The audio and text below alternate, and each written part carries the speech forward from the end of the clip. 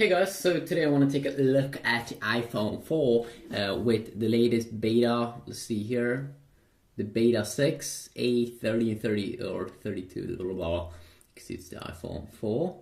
I've installed latest iOS beta, which is iOS 7 beta 6. This could be the final beta. It's just a smaller beta that should fix some problems with iTunes in the cloud. Sometimes it seems like iTunes in the cloud is downloading random files to your phone and sometimes play unexpected items. And this could just be a critical bug update fix that they just released, because we were expecting this to come next week, but it did come this week and it was only 30 megabytes compared to other updates that's been around it's been around 100 to 200 megabytes since the last update. So we might see a beta 7 in the future, and that wouldn't be surprising because iOS 7 is really the biggest update of iOS ever, so that wouldn't be surprising. But if you don't get that, what we will get, of course, is a GM edition like of iOS 7, maybe on September the 5th, or just there in early September, along with maybe iPhone 5s and iPhone 5C and your iPad. But yeah, we'll see about that. The first thing that I have noticed in here is that we only have, I'm not really sure if it was like this before, but when I go to wallpaper and brightness, I only have one wallpaper. No. Interesting. I had some bug that I couldn't go in here. Of course, you don't get the dynamic wallpapers or anything like that. Of course, it's a little bit slow here as well. Let's see if it does have the spotlight lag when we go down. Yes. And you can see here that you can't get this kind of cool blur thing here with the iPhone. And don't say I should go into accessibility and try to fix that. Like that, I don't have increased contrast on. If you just go in here, you can see that if I do tap, let's see here how the contrast is at the moment. Yeah, increased contrast. If I do increase this, it could be even like heavier, I think. You can see even more contrast, especially down here. You can see a big contrast down here, and let's see here, and also a big contrast here, especially big contrast up here as well. I think that they have that's a little bit more extreme if you have increased contrast to be on. Of course, an awesome update with beta 5 was that it was starting to become extremely smooth here in the menus. When you scroll from these pages, I think it's beta 3 and beta 4, it was really slow in the iPhone 4, but now they definitely have improved that, and of course that is super awesome. And also let's try here to bring up the control center. Okay, a little bit slow there. I also remember that in iPhone 4 I had a lot of problems here when I was trying to wake the phone up sometimes. And I really do enjoy that when the icons pop up that they have fixed, so it's like smooth. There we go, it's like super smooth. What else? What else can I say about this update?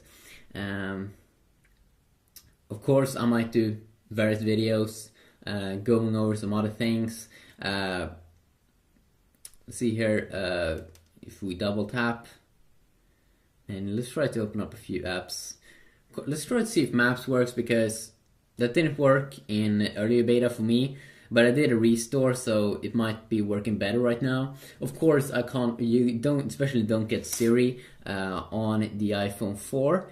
Of course, only in the iPhone 4S, in the iPhone 5. See, it also takes some time here to load up the stuff, but eventually it is popping up here. There we go. Of course, we can just change to satellite as well.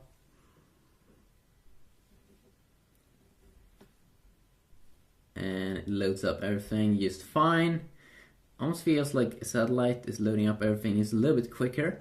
I'm not sure why it did turn fade the whole Maps browser, or Maps browser, I mean Maps app, why it did turn fade to gray. I don't think that did happen to earlier in iOS 7 beta 6 on iPhone 5 and iPhone 4S, but of course I can't tell for show. You can of course see that it still is a little bit slow here and there in the UI, and a lot of those things they're probably not going to be able to fix because I mean, I think that they've done a great job still providing iOS, the latest version of iOS on an iPhone 4 that's getting really old right now. I mean, soon closing into 4-year-old phone, but Apple's still supporting the device. I think that is like super amazing. Let's try here to load up. See kind of like the loading time. Here we go. And also I'm connected to my Wi-Fi network, my good quality Wi-Fi network. Let's see here if we can download this as an app here. No.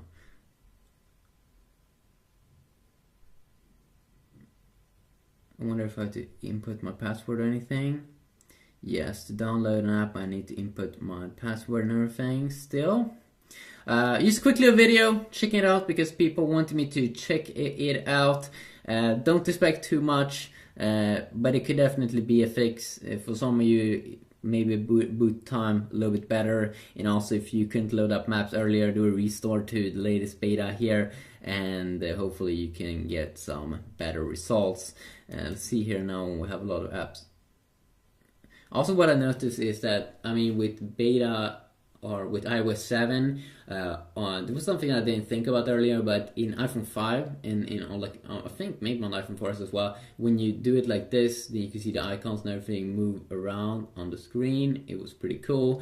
The panoramic wallpaper, I still don't believe you have that, especially not in the iPhone 5, and then especially you definitely won't have it inside of this one. Still don't have, of course, any filters or anything like that also in the camera app, and you don't have this panoramic mode as well. So let's see here, still a little bit slow here, but nothing super bad for an old iPhone. Don't expect too much, but overall I think it's still pretty good. But you should definitely maybe work for the GM edition before updating to iOS 7, or just wait now. I mean, we're really closing into a final version of iOS 7. Peace out.